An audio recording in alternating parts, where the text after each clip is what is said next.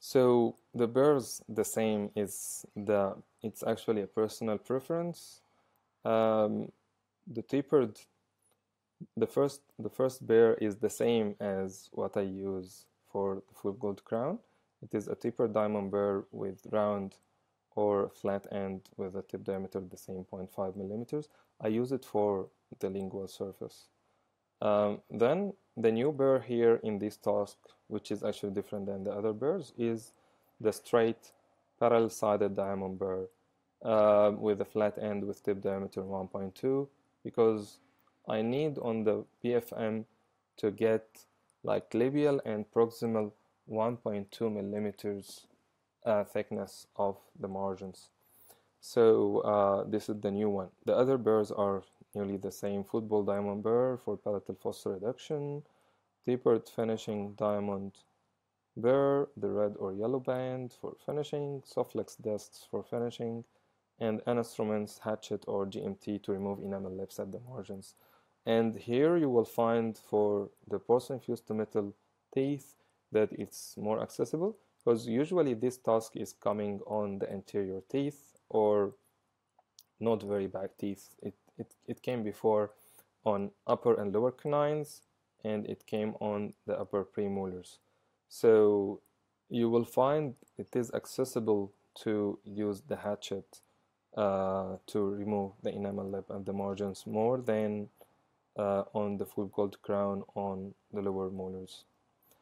So next picture showing some burrs. The first one on the left is the straight parallel sided one, which I usually do the labial and proximal reduction using it, along with the incisor reduction as well.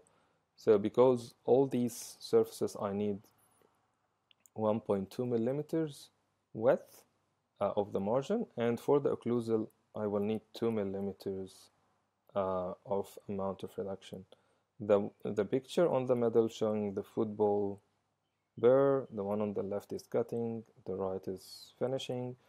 The burr on the right side is the fine diamond finishing burr. It is a yellow band. This one is very good on finishing the walls of your preparation. You can use it for both, for the full gold crown and for the PFM, but I find it for the PFM is more accessible, and because usually the tooth is longer than the one for the FGC.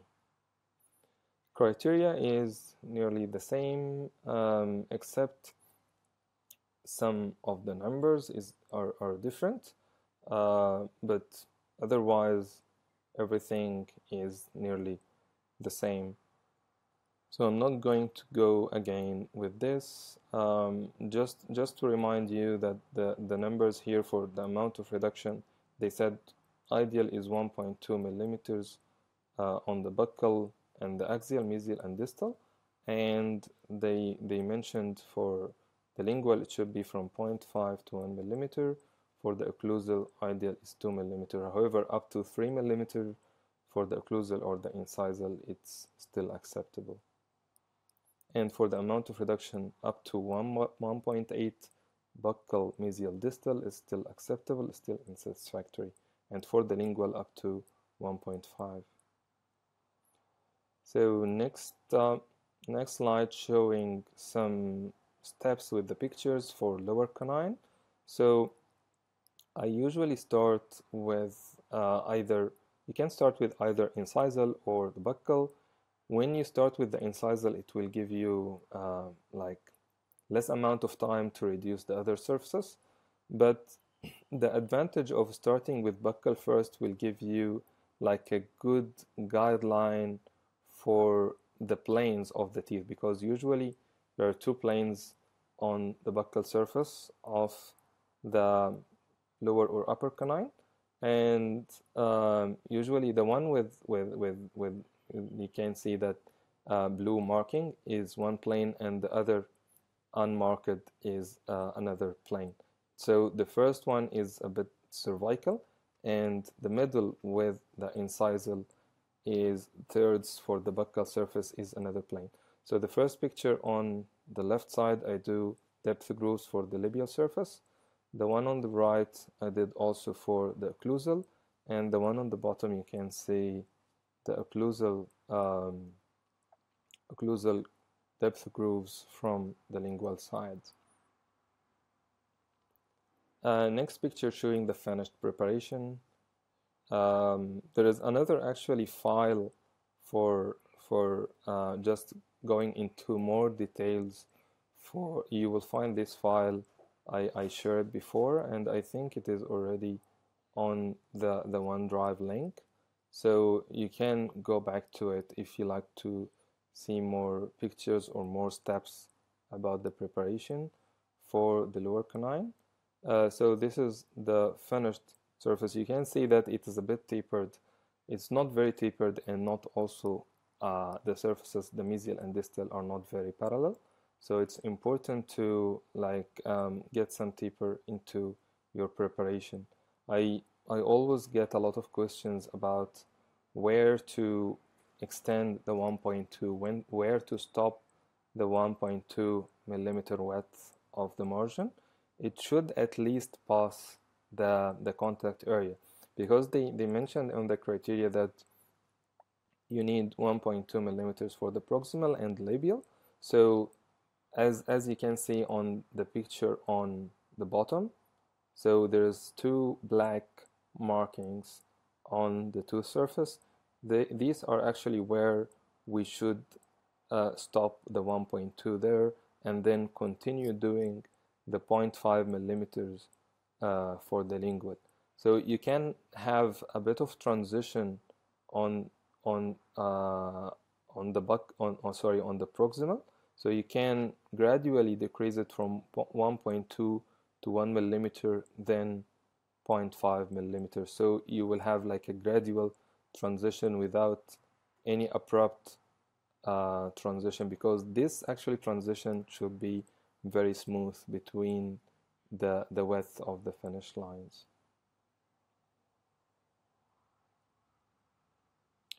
Okay, next slide showing to do some assessment of my preparation.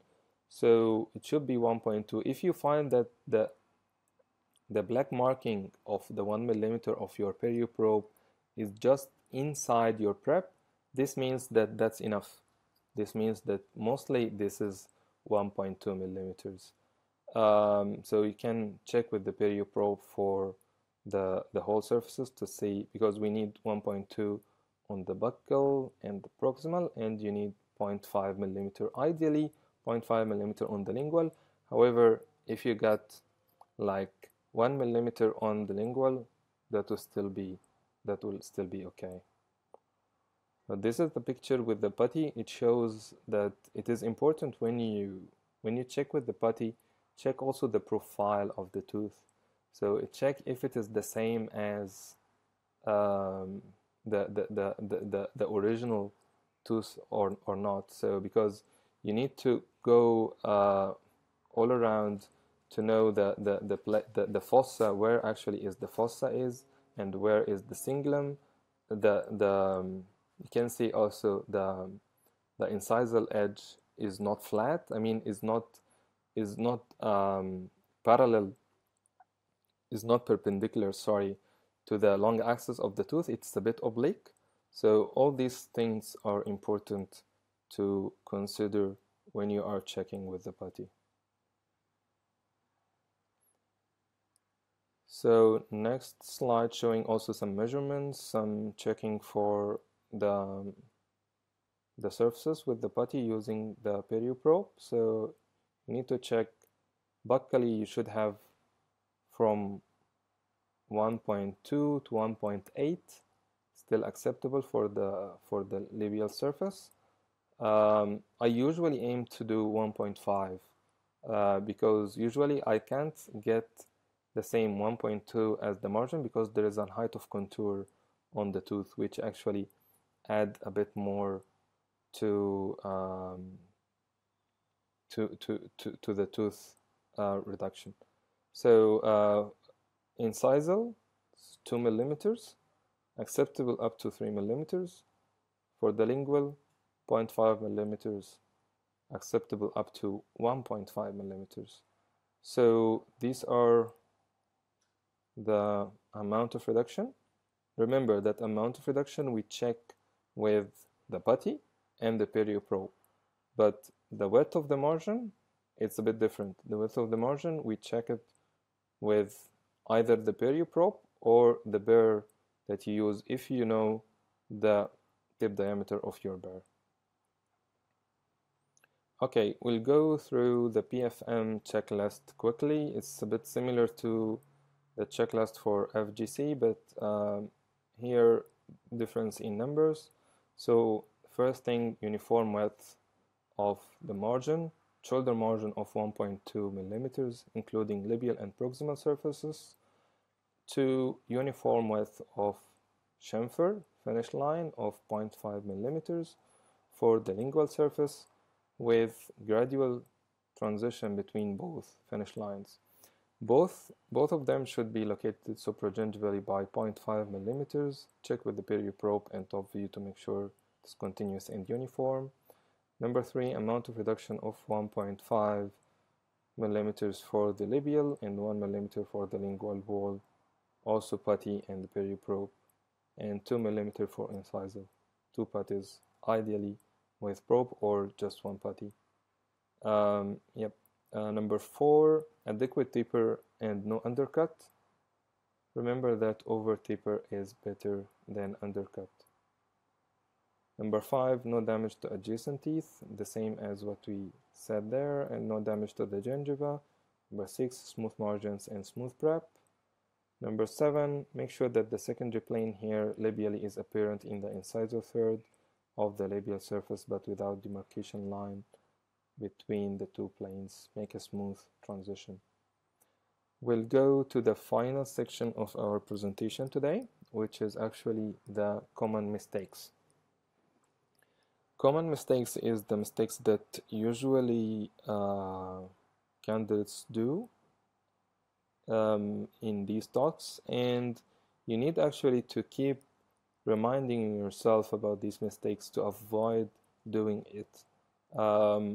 If you have more than one mistake that you usually do, try to address each one separately each time you do the preparation until you get rid of one, then you can move to the other one. For the full gold crown, first common mistake is placing the finish line high supragingivally by more than 1 millimeter, and this is, I find it a bit more toward the proximal surface. When you actually assess the margins anywhere for the full gold crown, it is much better to do it indirectly with the mirror, even if you are going to check the buccal or the lingual, which can be seen directly, but it will give you a better idea when you do it indirectly, because usually the direct vision angle is not parallel to the gums margin, so you won't be able to accurately know whether it is 1 millimeter, whether it is higher or lower. So with the mirror, put the mirror and put the perio probe and check that the margin is in proper position. Should be from 0.5 to 1 millimeter. Number 2, over tapering of axial walls. So if you do the walls very tapered like that, it will end like over tapered and it will be considered more than 30 degrees. So it might go into borderline or unsatisfactory. If it is more than 30 degrees, it will go to unsatisfactory. If it is between 20 and 30, it will go to borderline. Number 3, preparing the occlusal surface flat or under reduction of occlusal surface. We usually, this is most of the common mistakes, under reduction of occlusal surface, because we usually are afraid to get over reduction of occlusal surface. So we try to be conservative. However, if you do it less than 1.5, it will go into borderline. So make sure that it is at least 1.5 millimeters for the occlusal reduction. It's still acceptable up to 2.5 millimeters according to the ADC criteria. Number 4, injuring adjacent teeth or gums. Remember that any injured adjacent tooth can be repaired, however the gums cannot be. For the PFM, one of the commonest mistakes are placing the margins equi or subgingivally. This is a common mistake that usually happens on the upper canine, on the mesial and the distal sides of the tooth, because actually when you say the upper canine, you will see that the gums around it is a bit curved. It's not straight. So bear in mind that when you do the margins on that tooth, that you need to do it also curved. Because if you do the margins straight, you mark it straight, and you start moving your burr in a straight way, you will get the proximal surfaces equigingival. So try to avoid that. Number 2, labial undercut, one of the common mistakes on the PFM. You can see my video on YouTube to know how to detect and avoid getting undercut especially on upper canines. Upper and lower canines are the most teeth that you can get undercut, usually on the labial surface. Number 3, under reduction of the palatal surface. Nearly the same as what we said for the full gold crown on the occlusal surface. So also we try to be conservative, but this is actually it's not necessarily right, because you need to do at least 0.5 millimeters, and up to 1.5 is still acceptable. So try to make sure that the amount of reduction is sufficient. This will come to the last slide in our session. Sorry, the last tip is the taper. The taper shouldn't be less than 6 degrees. And also, if you find that when you finish your preparation and you find that the proximal walls are parallel to each other, you need to add a bit of more taper. Adding more taper is very easy to do it. But yeah, just try to make sure that the walls are not the walls of your preparation, the mesial and distal walls are not parallel. Should add a bit of more taper to your preparation. Thank you for listening and watching the presentation.